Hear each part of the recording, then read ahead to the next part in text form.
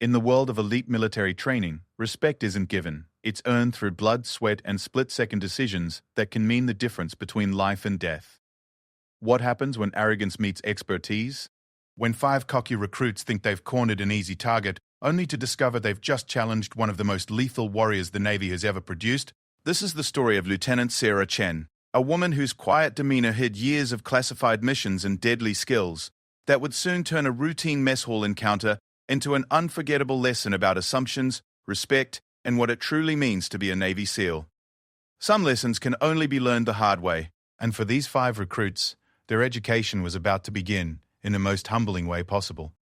The mess hall at Naval Station Norfolk buzzed with the usual evening chatter.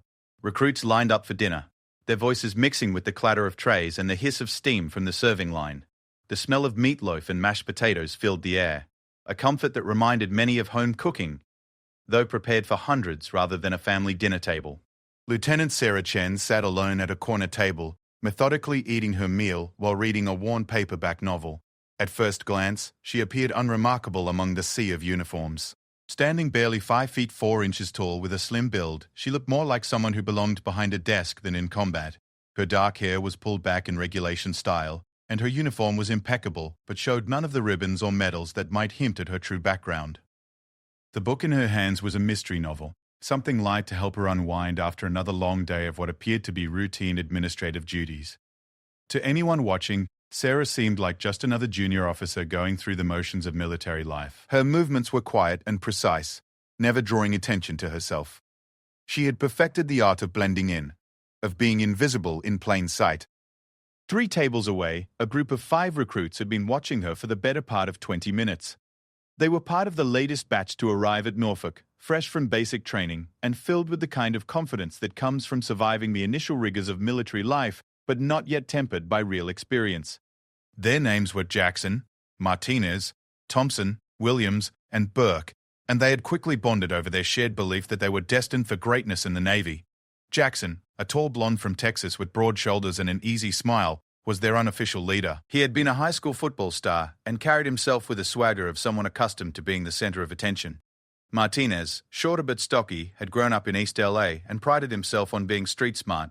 Thompson was the intellectual of the group, a computer science graduate who had joined the Navy to serve his country, but sometimes came across as knowing better than everyone else. Williams was quiet but intense, always watching and calculating. Burke rounded out the group with his quick wit and tendency to push boundaries, just to see what would happen. They had been discussing their upcoming assignments and speculating about which branches of service they might qualify for, when Jackson's attention had drifted to the lone lieutenant. Something about her solitary presence had sparked his curiosity, though not in a respectful way. "Look at her," Jackson said quietly to his companions, nodding towards Sarah's table. "Little office lady all by herself. Probably pushes papers all day and thinks she's hot stuff because she's got bars on her collar." Martinez chuckled and shook his head. "Man, you see all types in the military. Some people just aren't cut out for the real action, you know? They find their little safe spaces and hide there." Thompson adjusted his glasses and studied Sarah more carefully.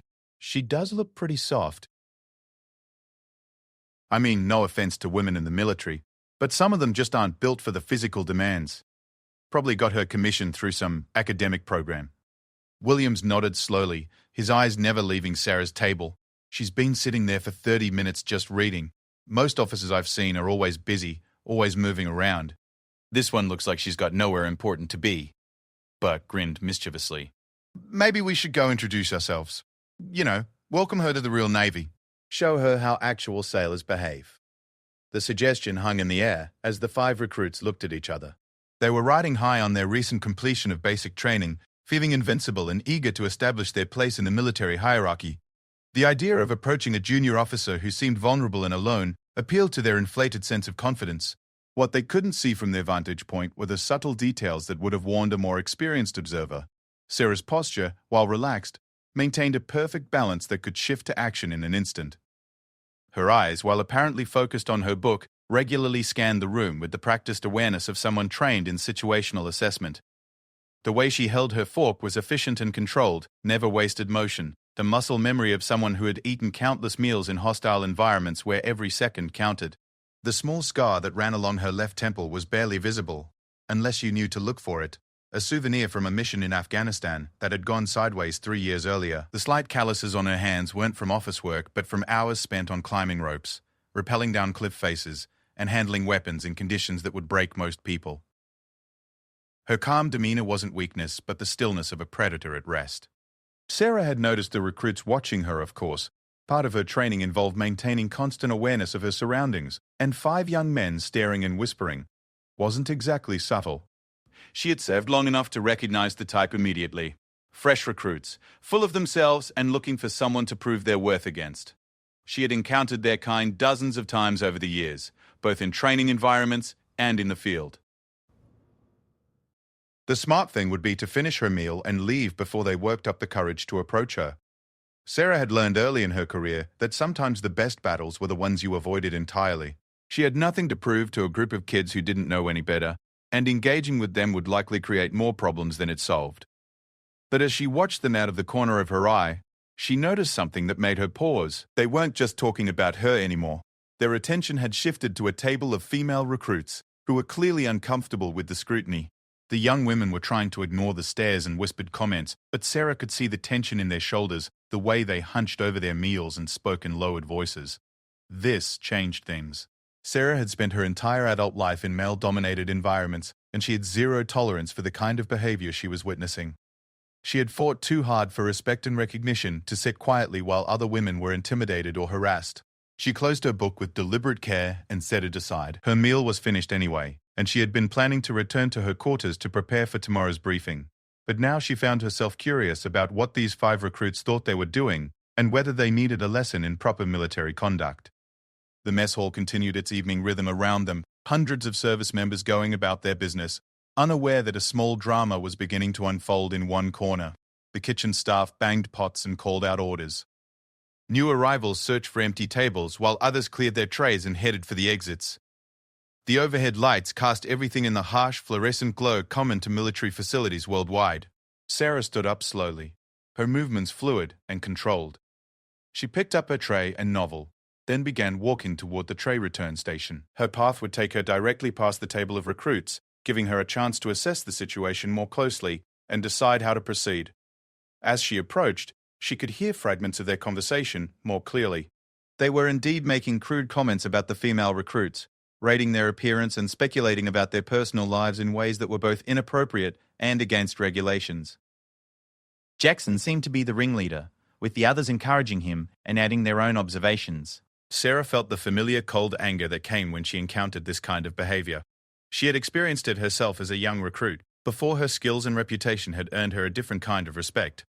She remembered what it felt like to be dismissed, underestimated, and treated as less capable simply because of her gender. The difference was that now she had the experience and authority to do something about it. She paused at their table, setting down her tray and looking directly at Jackson. Her expression was neutral, almost pleasant, but there was something in her eyes that should have warned him he was about to make a serious mistake. "Excuse me," she said in a clear, steady voice that carried just enough authority to cut through their conversation. "I couldn't help but notice your discussion. Perhaps you'd like to share your thoughts with me." The 5 recruits looked up at her with a mixture of surprise and amusement. They had been so focused on their targets across the room that they hadn't noticed her approach. Now, faced with the small lieutenant standing beside their table, they felt a moment of uncertainty. But Jackson recovered quickly, his confidence intact. He had dealt with officers before, and this one didn't seem particularly intimidating. If anything, she looked like she might be trying to flirt with them, which would be entertaining.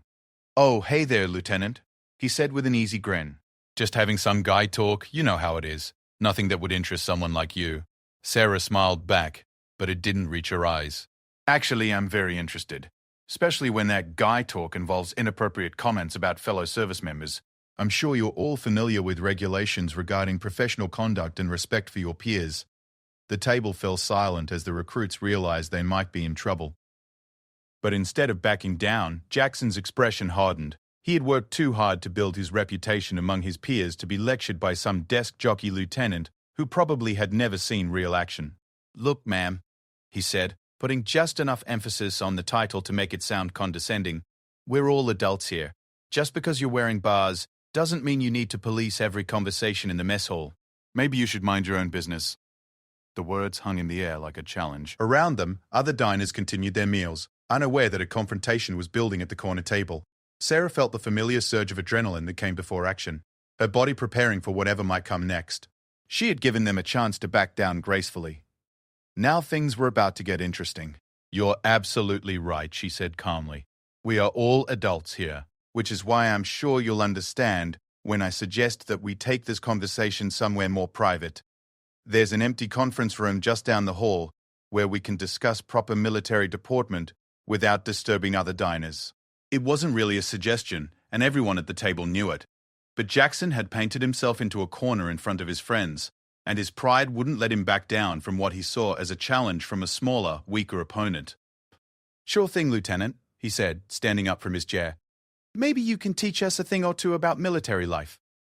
His four companions exchanged glances but followed his lead. They had committed to following Jackson, and none of them wanted to look weak by backing down now.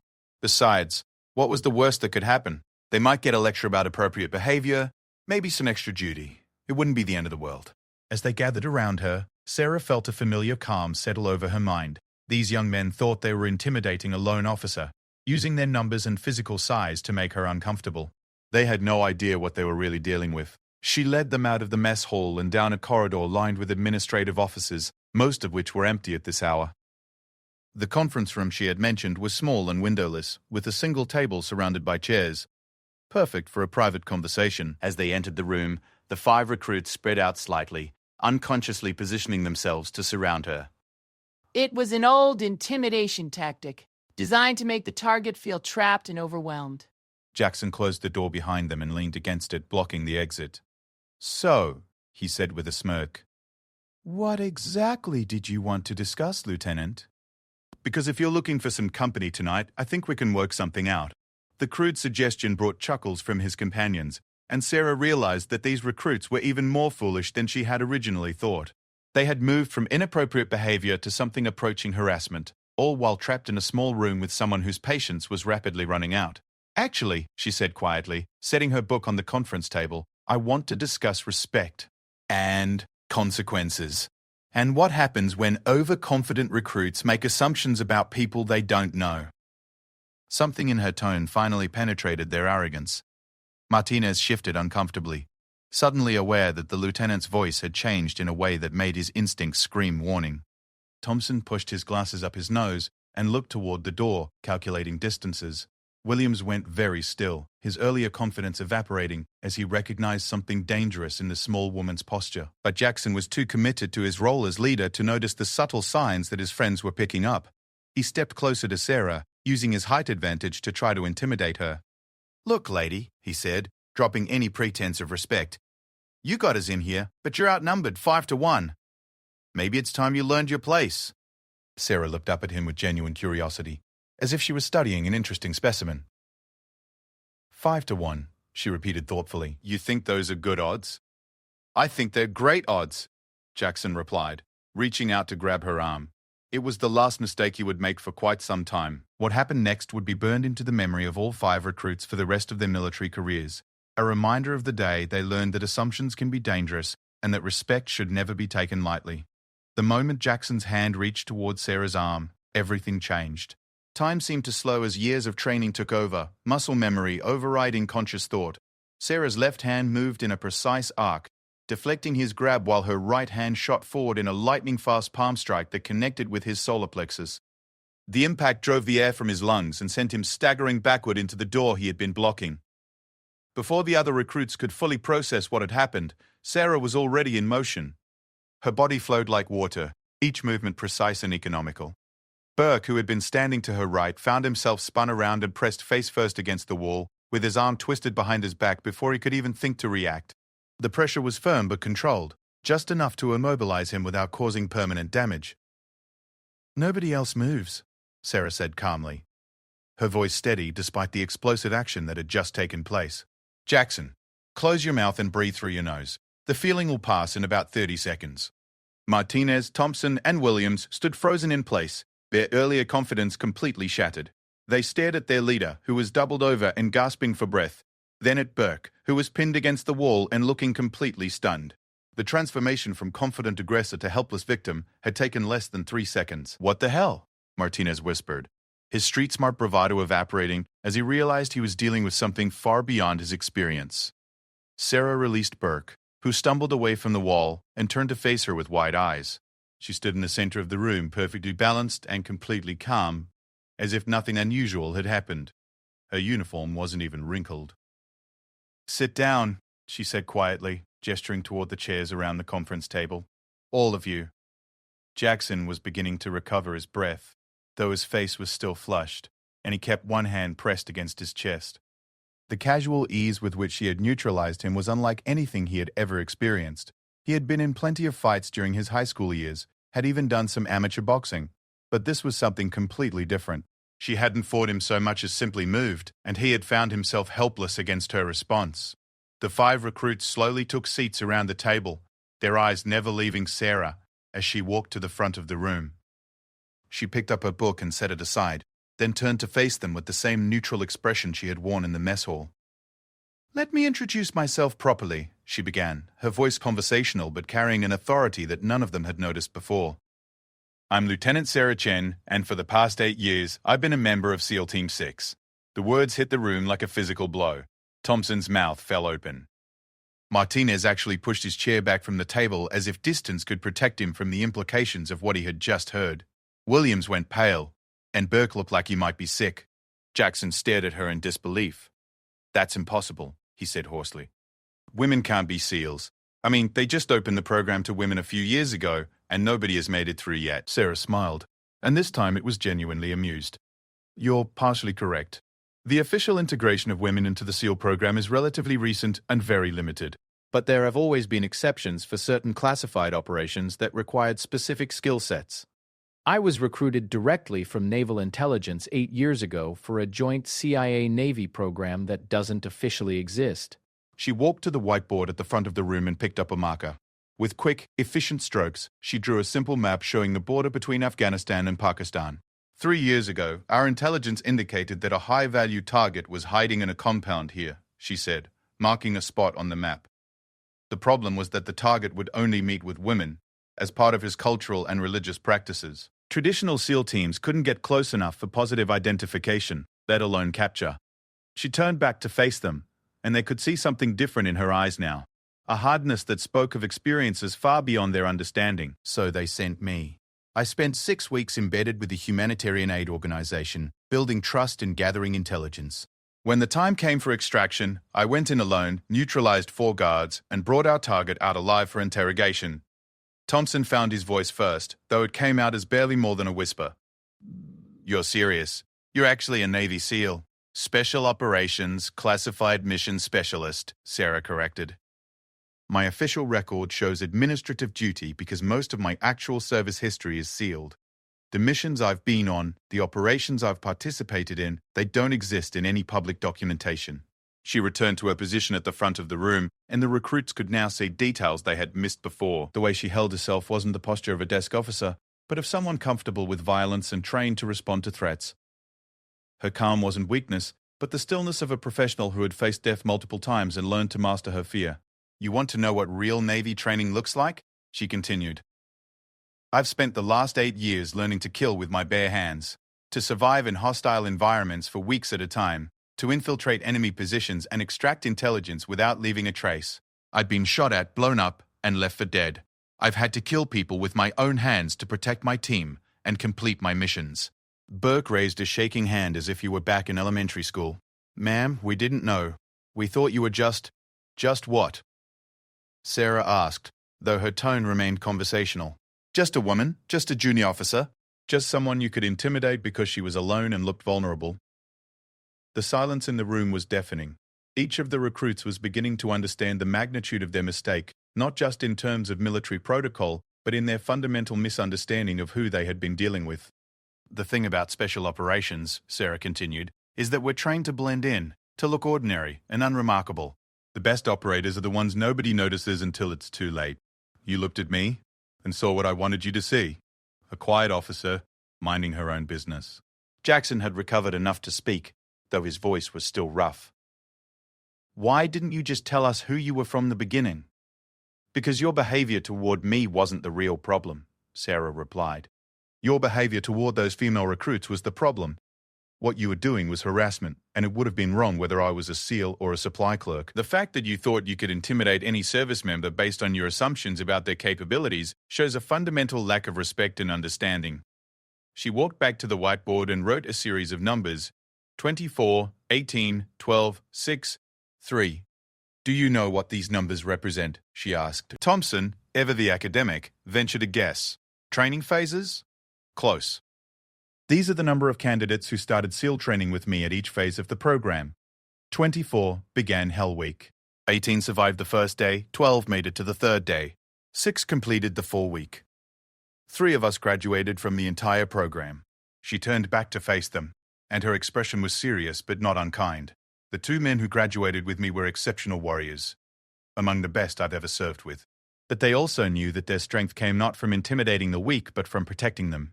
Real warriors don't prey on those they perceive as vulnerable. They protect them. Martinez shifted in his seat and spoke up. Ma'am, we understand we messed up. Are you going to report us? Sarah considered the question for a long moment.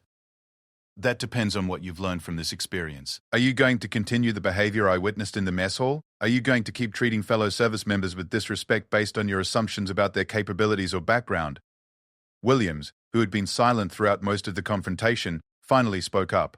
No, ma'am. I think we all learned something important tonight. Good, Sarah said.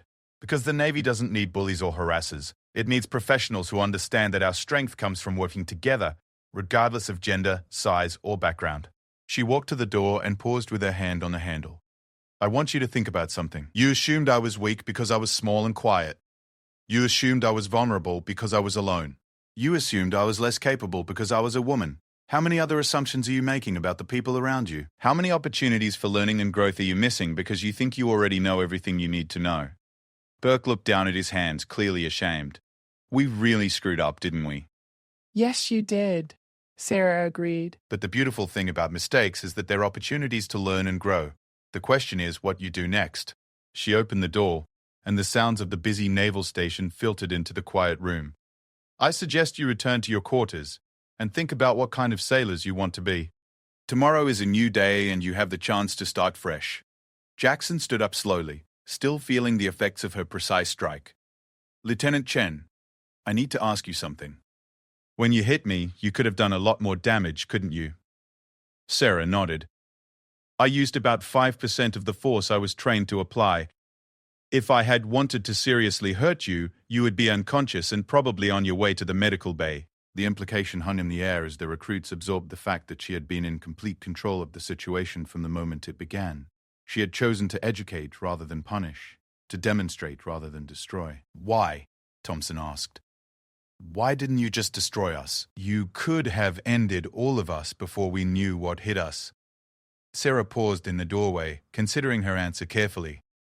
Because 8 years ago, I was a young, overconfident recruit who thought I knew everything about military life. I made my own share of mistakes and learned from people who chose to teach me rather than simply punish me. Everyone deserves the chance to learn and grow, especially when they're willing to acknowledge their mistakes. She looked at each of them in turn, her expression serious but not unkind. But understand this, you won't get a second chance with me. If I ever see you harassing or intimidating fellow service members again, we'll have a very different kind of conversation. One that won't end with all of you walking away unharmed. Burke swallowed hard. Understood, ma'am. It won't happen again. See that it doesn't, Sarah said. And gentlemen, the female recruits you were commenting on earlier? They're part of your unit now. They're your shipmates, your teammates, potentially the people who might save your lives in a combat situation someday. I suggest you get to know them as the professional sailors they are, not as objects for your entertainment. With that, she stepped out of the room and closed the door behind her, leaving the 5 recruits to contemplate what had just happened. For several minutes, nobody spoke. They sat in the small conference room, each processing the encounter in their own way. The overhead fluorescent light hummed quietly, and they could hear the distant sounds of the base continuing its evening routine outside their door. Finally, Jackson broke the silence. I think I need to go apologize to those women we were talking about. We all do, Martinez agreed. Man, I feel like such an idiot. Here I was, thinking I was so tough, so street smart, and I couldn't even recognize a genuine warrior when she was sitting right in front of me. Thompson removed his glasses and rubbed his eyes. I've read about special operations, about the kind of training those people go through. I thought I understood what it meant. But seeing it in person, experiencing it, that was humbling. Williams nodded slowly. She could have destroyed us, physically, professionally, probably ended our military careers before they really started. Instead, she chose to teach us something. Burke stood up and walked to where Sarah had drawn the map on the whiteboard. Look at this, he said, pointing to a quick sketch. She drew this like she had been there, like she knew every detail. This wasn't theoretical knowledge. She was actually there, actually did these things. Jackson joined him at the board, studying the simple lines that represented real places where their new acquaintance had risked her life in service to her country. And we treated her like she was some kind of weakling who needed to be put in her place. The scary thing, Martinez said, is that we never suspected. I mean, she looked so normal, so unremarkable. If she hadn't told us who she was, we would never have known. Thompson replaced his glasses and looked around at his companions. That's the point, isn't it? That's what she was trying to teach us. We can't judge people by appearances or assumptions. The most dangerous person in the room might be the one who looks the least threatening. They spent another few minutes in the conference room, each of them coming to terms with their new understanding of military life and their place in it. When they finally left, they walked quietly back to their quarters, their earlier swagger replaced by thoughtful reflection. The mess hall was nearly empty by the time they passed it on their way back to the dormitories. A few late diners were finishing their meals, and the kitchen staff was beginning to clean up for the night. At one table, they could see the group of female recruits they had been commenting on earlier. The women were laughing about something, clearly enjoying each other's company. Tomorrow, Jackson said quietly, we go over there and introduce ourselves properly, as professionals.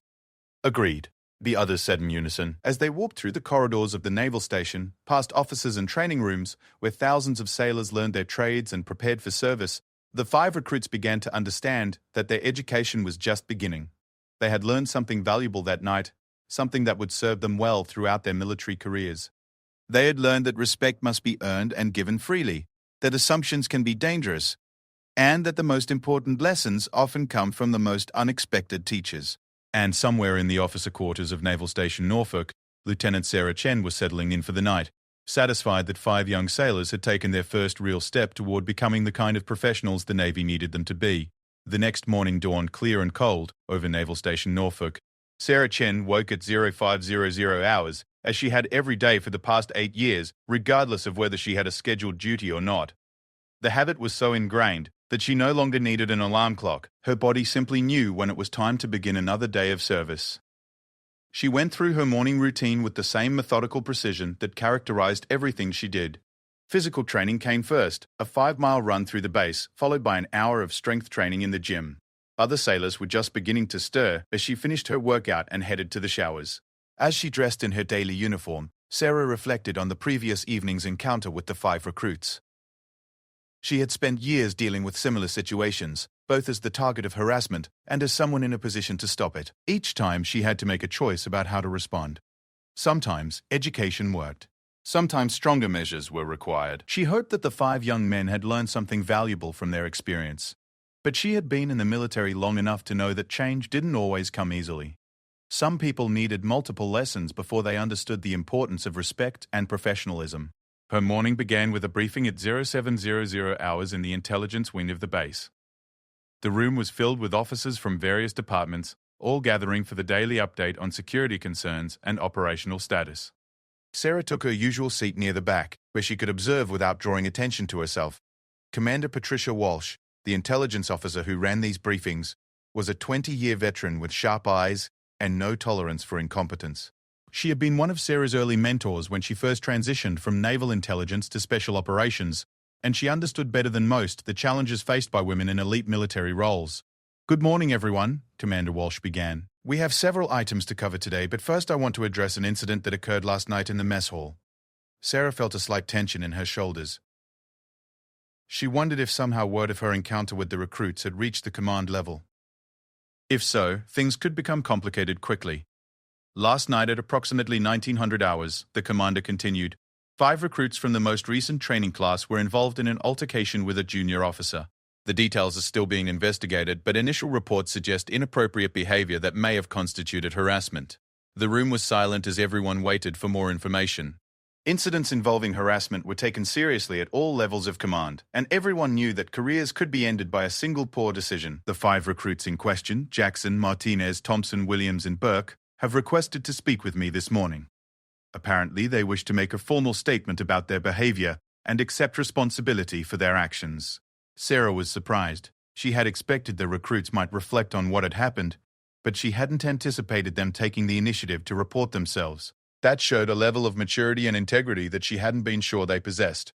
Additionally, Commander Walsh continued, they have requested to make formal apologies to several female recruits they apparently made inappropriate comments about. The women in question have been notified and will decide whether they wish to accept these apologies or pursue formal disciplinary action. After the briefing concluded, Sarah made her way to the small office she had been assigned for her current rotation.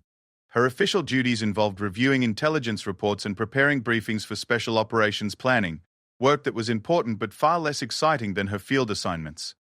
She had barely settled at her desk when there was a knock on her door. "Enter," she called. Commander Walsh stepped into the office and closed the door behind her. She was a tall woman with graying hair and laugh lines around her eyes, but her expression at the moment was serious. "Lieutenant Chen, I think we need to talk about last night." Sarah gestured to the chair across from her desk. "Yes, ma'am. I assume this is about the incident with the 5 recruits." "Indeed it is," the commander said, settling into her seat. "I've received some interesting reports about what exactly transpired. According to the recruits, they attempted to intimidate and harass you, and you responded by giving them what they described as the most important lesson of their military careers." Sarah maintained her neutral expression. They were engaging in inappropriate behavior toward female personnel. "I felt it was necessary to address the situation." Commander Walsh leaned forward slightly. "Sarah, they also reported that you physically subdued one of them without causing injury, and that you revealed your SEAL background to make a point about assumptions and respect." There was no accusation in the commander's voice, but Sarah could sense that this conversation was heading toward a discussion about operational security and the risks of revealing classified information. "Ma'am, I made a judgment call about how much information to share in order to achieve a training objective. Nothing I revealed compromised operational security or endangered personnel." "I'm not questioning your judgment," Commander Walsh said. "In fact, I'm rather impressed. These 5 recruits came in this morning asking specifically how they could learn more about special operations and what it would take to qualify for advanced training. That's quite a change from their previous attitude." Sarah raised an eyebrow. "That was unexpected." "They want to pursue special operations training?" "Apparently, your demonstration last night inspired them to reconsider their understanding of what military service really means. Jackson, in particular, seems to have been quite affected by the experience." "He's asked to be transferred to a more challenging training program." Commander Walsh pulled a folder from her briefcase and set it on Sarah's desk. "Which brings me to why I'm really here. I've received orders regarding your next assignment." Sarah opened the folder and scanned the contents. Her next mission would take her to Southeast Asia, where intelligence suggested that several American hostages were being held by a terrorist group with connections to international trafficking networks. The operation would require deep cover infiltration and potentially weeks of undercover work. "When do I leave?" she asked, already mentally preparing for the mission requirements. 2 weeks. "But, before you go, there's something else I want you to consider." The commander's expression became more serious. "There's been discussion at the highest levels about creating a formal training program for special operations personnel who specialize in deep cover and infiltration work. The success rate of missions like your Afghanistan operation has caught the attention of some very important people." Sarah looked up from the folder. "What kind of program?" "A school, essentially.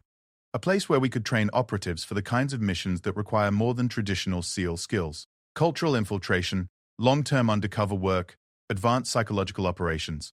The kind of specialized training that you've been developing through trial and error in the field." The implications were significant. Such a program would represent a major expansion of special operations capabilities, and it would require instructors with real-world experience in the techniques being taught. "They want me to help develop the curriculum?" Sarah asked. "They want you to run it," Commander Walsh replied. "The position would be a promotion to lieutenant commander, and you'd have considerable autonomy in designing the program. You'd also be responsible for selecting and training the instructors." Sarah leaned back in her chair, processing the offer. For 8 years, she had been focused on field operations, on the immediate challenges of completing missions and staying alive in hostile environments. The opportunity to shape the next generation of special operators was appealing, but it would also mean leaving behind the work she had trained for and excelled at. "I'd need time to consider this," she said finally. "Of course. Complete your next mission first, then we'll revisit the subject. But Sarah, I want you to understand something. What you did last night, the way you handled those recruits, that's exactly the kind of leadership and teaching ability this program would need." After Commander Walsh left, Sarah sat alone in her office, contemplating the unexpected turn her career might be taking. She had never considered herself particularly suited for teaching, but perhaps her experience with the 5 recruits had demonstrated otherwise. A soft knock on her door interrupted her thoughts. "Enter," she called. To her surprise, all 5 recruits stood in the doorway, dressed in their cleanest uniforms and looking considerably more humble than they had the night before. Jackson stepped forward and spoke for the group. "Ma'am, we hope we're not interrupting, but we wanted to speak with you before we reported to Commander Walsh." Sarah gestured for them to enter, though her small office became quite crowded with 6 people in it. "What can I do for you?" Thompson, who had emerged as something of a spokesman for the group, cleared his throat nervously. "Ma'am, we've spent most of the night talking about what happened yesterday, and we wanted to thank you." Thank me? Sarah was genuinely puzzled. Yes, ma'am, Martinez said. "You could have destroyed us. Could have ended our military careers before they really started. Instead, you taught us something that we really needed to learn." Burke nodded enthusiastically. "We've already spoken to the women we were inappropriate with last night. We apologized and asked how we could make things right. They were actually pretty understanding. Once we explained that, we realized how wrong we had been." William stepped forward slightly. "Ma'am, we also wanted to ask you something. Is it possible for recruits like us to apply for special operations training? We know we have a lot to learn, but last night made us realize that we want to be the kind of sailors who protect others, not the kind who pick on them." Sarah looked at each of them in turn, seeing something in their eyes that hadn't been there the night before. The arrogance was gone, replaced by genuine humility and a desire to improve themselves. "Special operations training is extremely demanding," she said carefully. "The physical requirements alone eliminate most candidates, and the psychological pressure breaks many of those who pass the physical tests. You'd be giving up any guarantee of success for the chance to attempt something that has a very high failure rate." Jackson nodded seriously. "We understand that, ma'am. But we also understand now that we don't know nearly as much about military service as we thought we did. We want the chance to really test ourselves, to see if we can become the kind of professionals you obviously are." Sarah was quiet for a long moment, studying their faces and trying to gauge their sincerity. Finally, she opened her desk drawer and pulled out 5 business cards, each bearing the contact information for the Special Operations Recruiting Office. "If you're serious about this," she said, handing each of them a card, "call this number and request information about the selection process. But understand something. Wanting to be special operations isn't enough. You need to be willing to push yourselves beyond anything you've ever experienced, to fail repeatedly and keep trying, to put the mission and your teammates above your own comfort and safety." Thompson looked down at the card in his hand as if it were made of gold. "How do we prepare? What should we be focusing on?" "Physical fitness is just the baseline," Sarah replied. "Work on mental toughness, on your ability to think clearly under pressure. Learn to work as a team rather than as individuals trying to prove how tough you are. And most importantly, learn humility. The best operators are the ones who understand that there's always more to learn, always ways to improve." Burke raised his hand tentatively. "Ma'am, would it be possible for you to help us prepare, to give us guidance on what we need to work on?" Sarah considered the request. She would be leaving for her next mission soon, but she would have some time before her deployment, and perhaps working with these 5 recruits would give her some insight into whether she really was suited for the teaching role that Commander Walsh had described. "I'll make you a deal," she said finally. "If you're serious about pursuing special operations training, I'll work with you for the next 2 weeks. But you'll follow my training regimen exactly. No complaints, no excuses. If any of you can't handle what I give you, then you're not ready for the real thing." The 5 recruits exchanged excited glances, but Jackson's expression remained serious. "What would the training involve, ma'am?" Sarah smiled, and there was something in her expression that made all 5 of them suddenly nervous. "Physical conditioning, mental preparation, team-building exercises, and situation assessment drills will start tomorrow morning at 0400 hours. Meet me at the obstacle course wearing PT gear and prepared for the hardest 2 weeks of your lives so far." Martinez swallowed hard. 0400 hours, ma'am? That's right. And, gentlemen, don't eat a heavy breakfast. You'll regret it. As the recruits filed out of her office, each of them looking both excited and terrified, Sarah found herself smiling. Perhaps Commander Walsh was right about her teaching abilities, and perhaps these 5 young men would surprise her with their dedication and growth. She turned back to the folder on her desk, but her mind was already working on training plans and challenge scenarios. For the first time in months, she was looking forward to tomorrow morning. Outside her office, the 5 recruits walked quietly down the corridor, each lost in their own thoughts about what they had just committed themselves to. "Are we crazy?" Burke asked quietly. "Probably," Jackson replied. "But yesterday I thought I was tough enough to handle anything. Today I know I have a lot to learn. If she's willing to teach us, then I'm willing to try to learn." The others nodded in agreement, already mentally preparing for what promised to be the most challenging 2 weeks of their military careers so far. They had no idea what Lieutenant Sarah Chen had in store for them, but they were about to discover that real military training was unlike anything they had experienced before. And somewhere in her small office, Sarah Chen was planning lessons that would either forge them into the kind of sailors the Navy needed or reveal that they weren't ready for the challenges that lay ahead. Either way, it was going to be an interesting 2 weeks. At 0400 hours the next morning, Naval Station Norfolk was wrapped in pre-dawn darkness.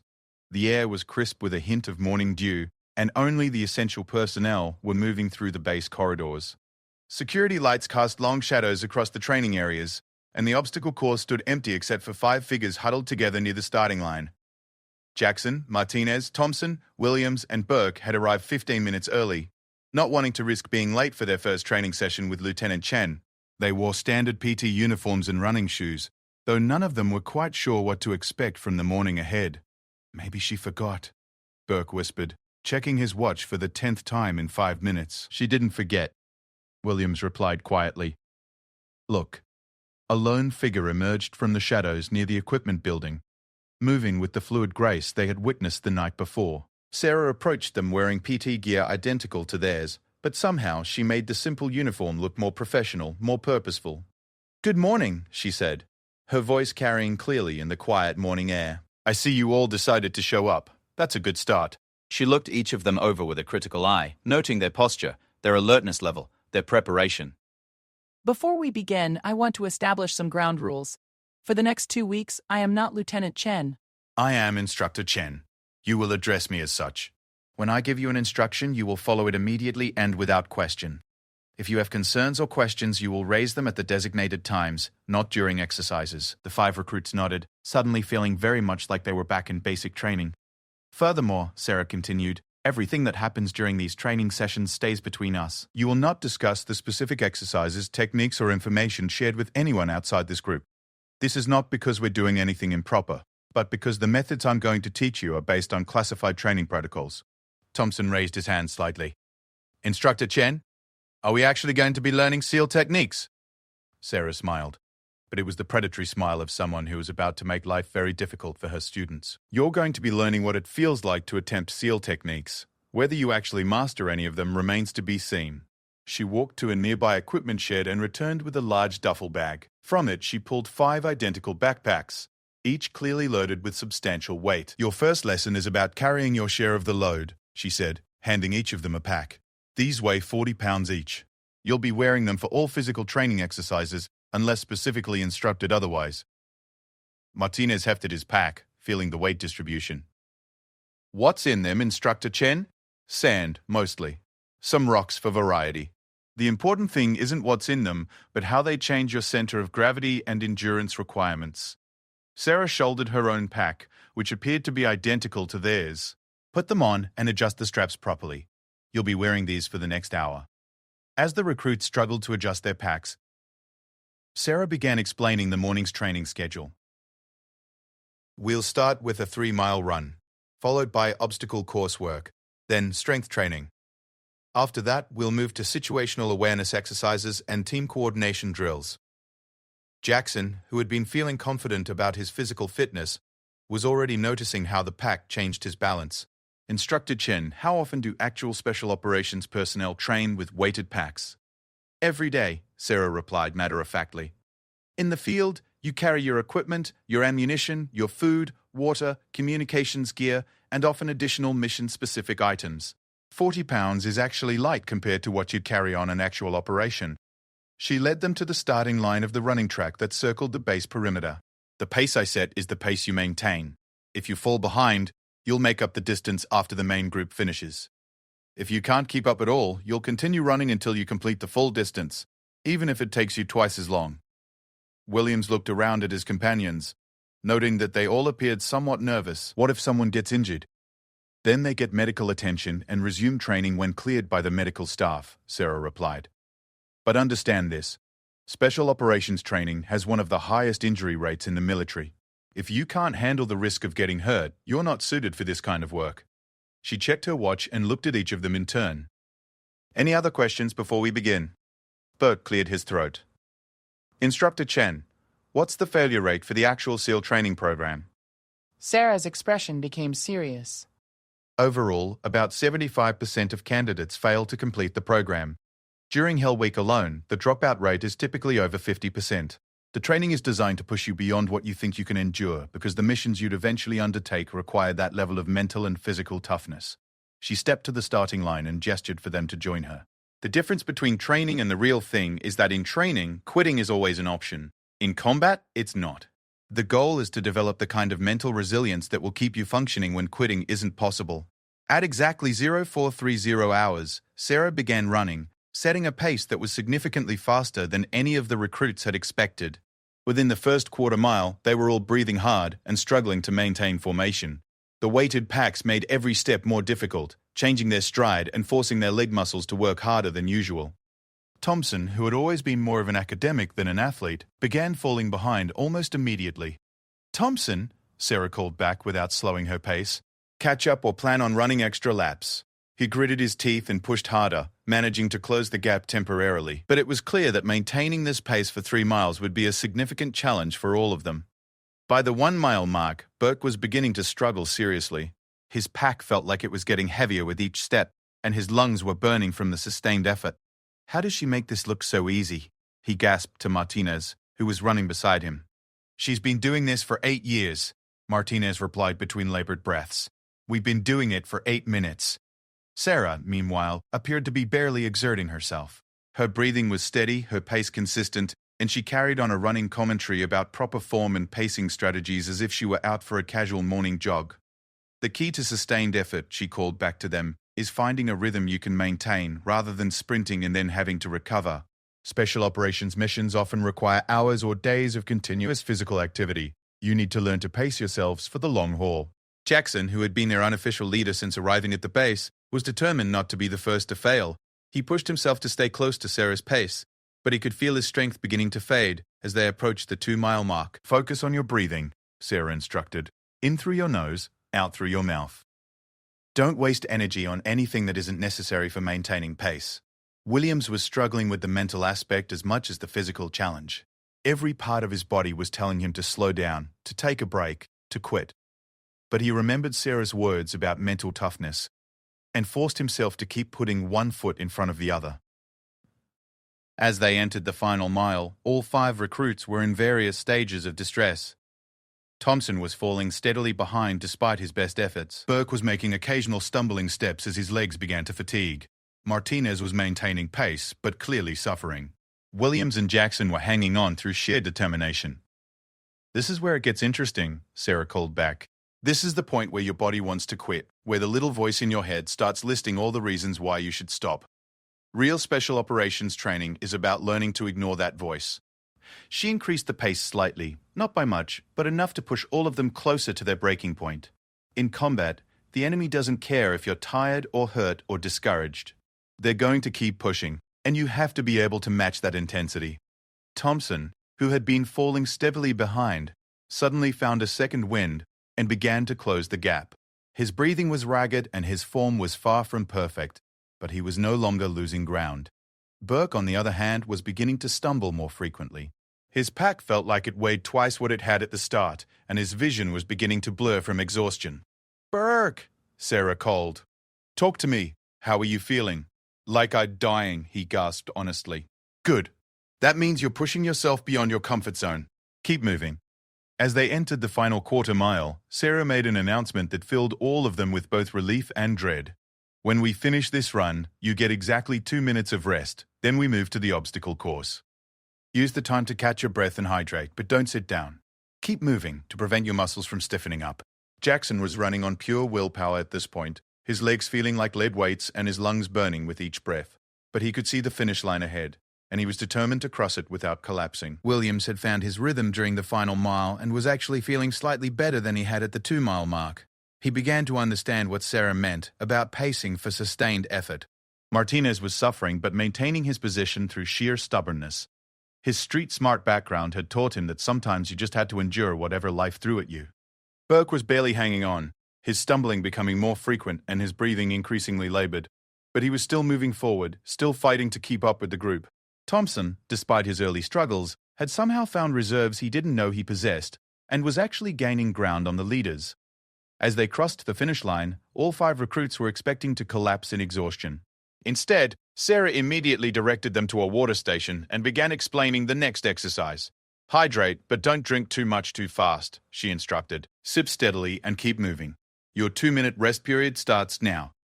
The recruits looked at each other in disbelief. After the most grueling run of their lives, 2 minutes seemed impossibly short. But they followed Sarah's instructions, sipping water and walking in small circles to keep their muscles from seizing up. How do you feel? Sarah asked them as the rest period neared its end. Terrible, Burke admitted. Exhausted, Thompson added. Like I might die, Martinez said with a weak grin. Perfect, Sarah replied. Now you're ready to learn what the obstacle course feels like when you're already pushed beyond your limits. She led them to the course, which consisted of rope climbs, wall traversals, crawling sections, and various other challenges designed to test different aspects of physical fitness and coordination. In real operations, she explained, you don't get to tackle obstacles when you're fresh and rested. You handle them when you're tired, stressed, possibly injured, and operating under extreme time pressure. She demonstrated the first obstacle, a rope climb that required upper body strength and technique. Despite having just completed the same punishing run as the recruits, she ascended the rope with fluid, efficient movements that made it look effortless. Thompson, you're first, she announced. Thompson approached the rope with obvious trepidation. His arms were already fatigued from the run, and the 40-pound pack made everything more difficult.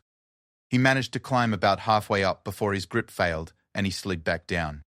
Again, Sarah said simply.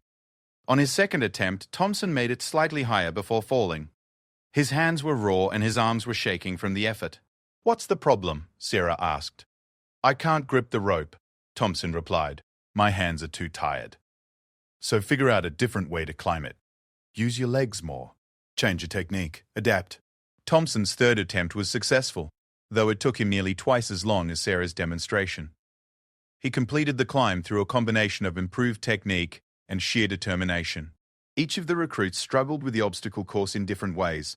Jackson's upper body strength helped him with the rope climbs and wall traversals, but he had difficulty with the precision required for balance beams. Martinez's compact build was an advantage for crawling sections, but he struggled with obstacles that required significant reach.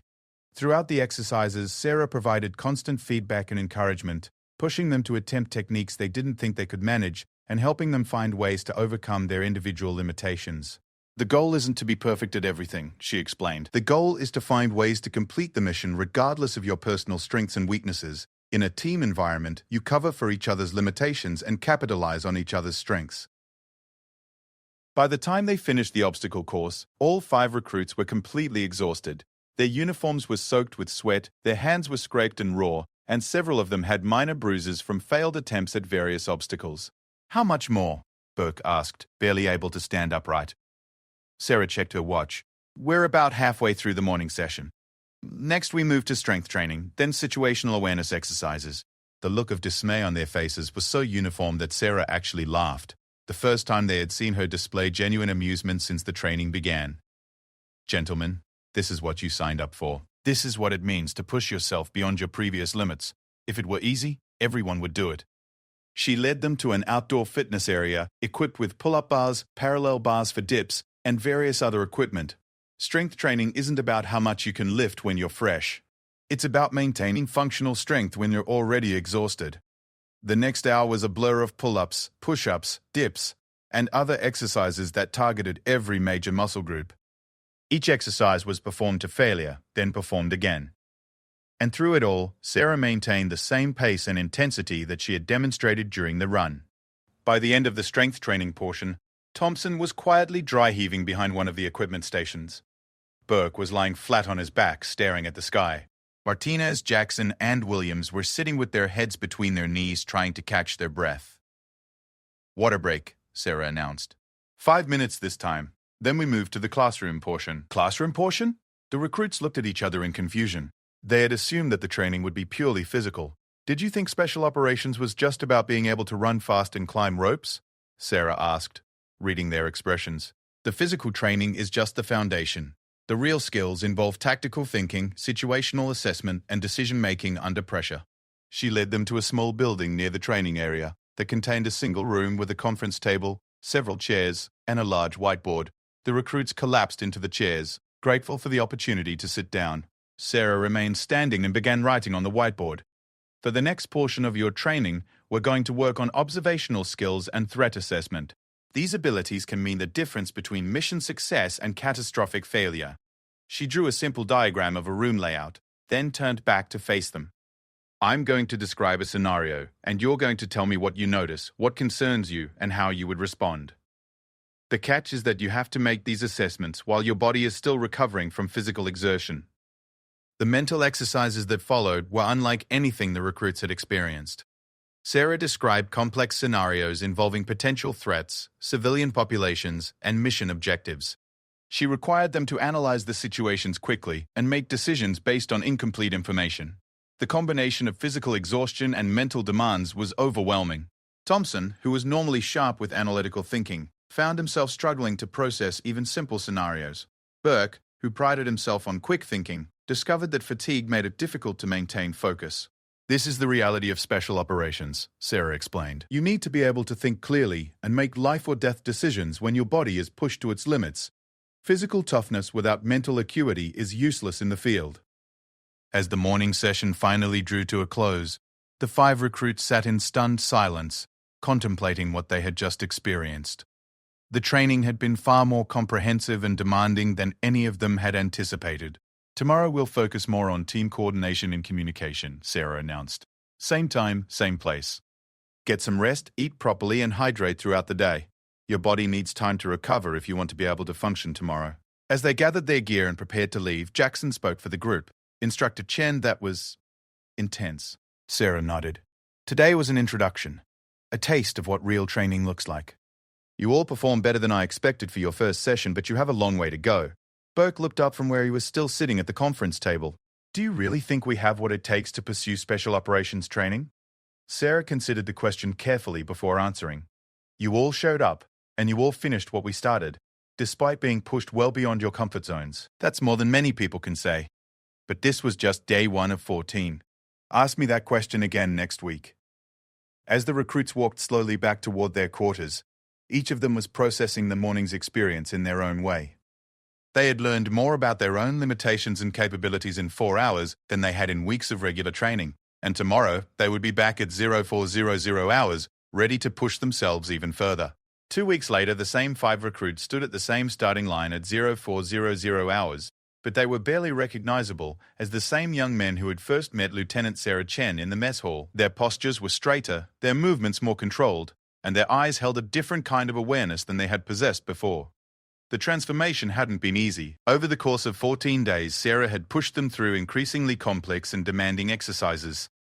They had crawled through mud under simulated enemy fire, navigated obstacle courses in complete darkness, and made split-second decisions with incomplete information while their bodies screamed for rest. Thompson had discovered reserves of physical strength he never knew he possessed, while also learning to trust his analytical mind even when exhausted.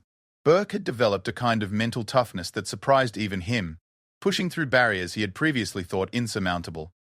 Martinez had learned to channel his street-smart instincts into tactical thinking. Williams had found his voice as a leader, naturally taking charge during team exercises. And Jackson had learned the most difficult lesson of all, that true leadership meant serving others rather than dominating them. But perhaps more importantly, they had learned to function as a unit. The 5 individuals who had started training as competitors trying to prove their individual worth had evolved into a team that anticipated each other's moves and covered each other's weaknesses. On this final morning of training, Sarah had prepared something special for them. A comprehensive exercise that would test everything they had learned over the past 2 weeks. "Gentlemen," she announced as they finished their standard 3-mile run, now completed easily with their 40-pound packs. "Today we're going to conduct what's called a final training evolution. It's designed to simulate the kind of complex, multi-phase operation that special operations personnel might encounter in the field." She led them to a section of the base they had never seen before, an area that had been set up to resemble a small urban environment. There were mock buildings, vehicles, and even mannequins, positioned to represent civilians and potential threats. "Your mission," Sarah continued, handing Jackson a sealed envelope, "is contained in these orders. You have 5 minutes to read them, develop a plan, and begin execution. You'll be evaluated on your tactical decisions, your teamwork, your adaptability when things go wrong, and your ability to complete the mission while minimizing collateral damage." The 5 recruits huddled around Jackson as he opened the envelope and read the mission brief aloud. They were tasked with infiltrating the mock compound, locating and extracting a hostage, represented by a specific mannequin, gathering intelligence from a target location, and evacuating without being detected by roving patrols. 5 minutes, Thompson said, checking his watch. "We need to move fast on this planning phase." Williams immediately began sketching the compound layout on a piece of paper, identifying potential entry and exit routes. "I see 3 ways in, but only one that gives us cover for most of the approach." Martinez studied the patrol patterns they had observed during their brief reconnaissance. "The guards complete a circuit every 8 minutes. If we time this right, we can get a 4-minute window where the back entrance is unmonitored." Burke was already thinking about contingencies. "What if we get separated? We need rally points and alternate extraction plans." Jackson, who had naturally assumed the role of mission commander, was synthesizing all their inputs into a coherent plan. "Okay, here's what we're going to do."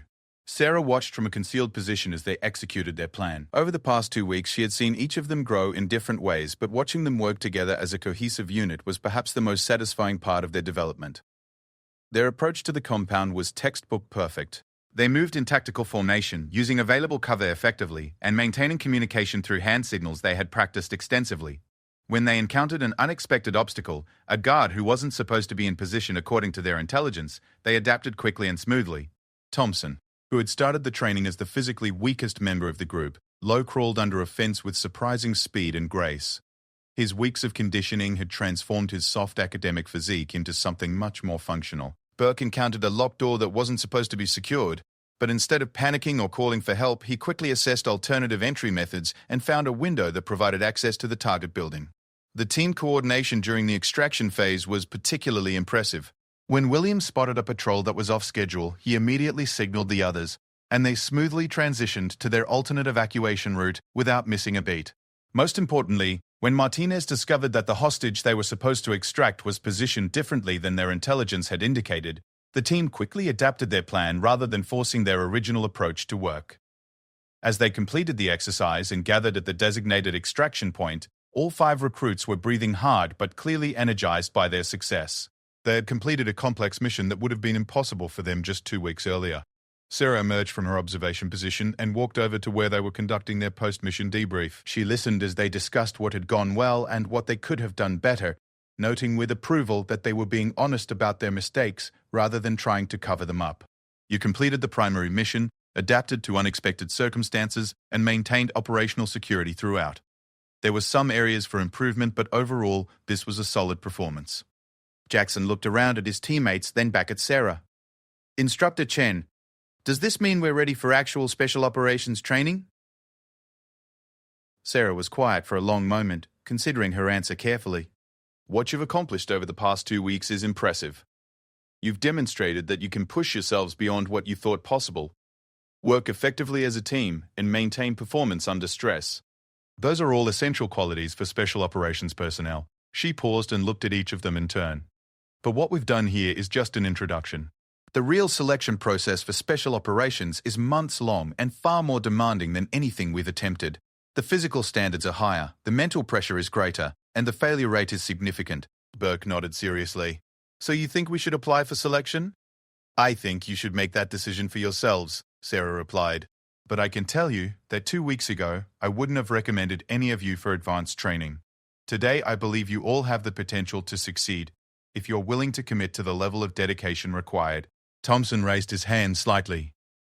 What would you recommend we do to prepare for the actual selection process? Sarah smiled, and they could see pride in her expression.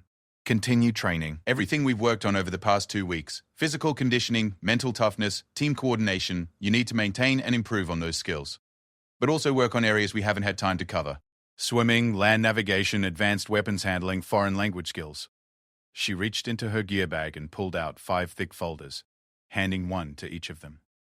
These contain reading lists, training recommendations, and contact information for people who can help you prepare. If you decide to pursue selection, use these resources. Williams opened his folder and scanned the contents. This is comprehensive. Special operations isn't just about being physically tough, Sarah explained. You need to be well-rounded professionals who can operate effectively in any environment. The reading list includes everything from military history to cultural studies to technical manuals. Martinez looked up from his folder with a grin.